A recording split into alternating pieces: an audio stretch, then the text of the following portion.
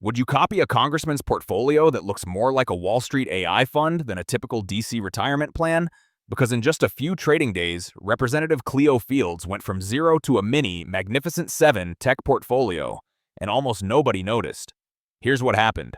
Between October 22nd and October 30th, 2025, Democratic Congressman Cleo Fields quietly went on a Silicon Valley shopping spree. He didn't sprinkle tiny orders across 50 tickers.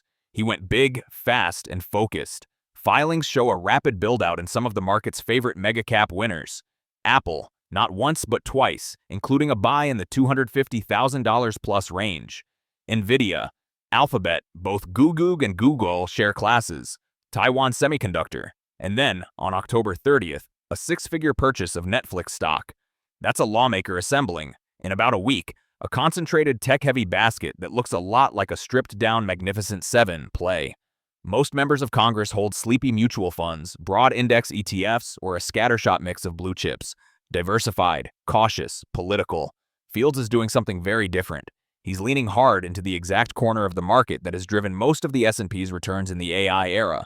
Big tech, semis, and platform companies with serious data and software moats. And Netflix is the really interesting tell. At this point, Netflix isn't just a streaming app. The company is back in growth mode. Subscription numbers have re-accelerated after the password-sharing crackdown. The ad-supported tier is gaining traction. Free cash flow is improving as content spending grows slower than revenue. On top of that, the entire industry backdrop is shifting in Netflix's favor. Cord-cutting keeps grinding forward. Rivals like Disney, Warner Bros. Discovery, and Paramount are raising prices, reorganizing their streaming strategies, and trying to prove they can actually make money.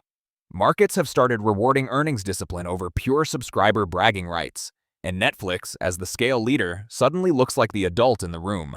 Layer AI on top of that. Netflix sits at the intersection of tech, media, and artificial intelligence.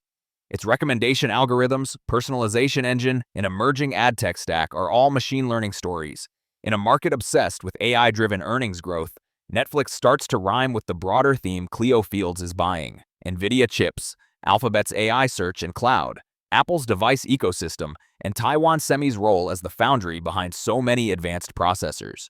This is not a sleepy retirement portfolio. This is a concentrated bet on scalable, cash-generative platforms with technology moats. And it's all happening in a narrow October window. Exactly the kind of moment when risk-on sentiment can flip back toward mega-cap growth if investors start to price in rate cuts, or another leg of AI optimism. So what's the motivation here? Is Fields chasing momentum, just piling into the winners everyone already knows? Is it a high-conviction read on how AI and big tech will keep dominating index returns? Or is this simply a politician skipping the middleman and building his own mini big tech ETF?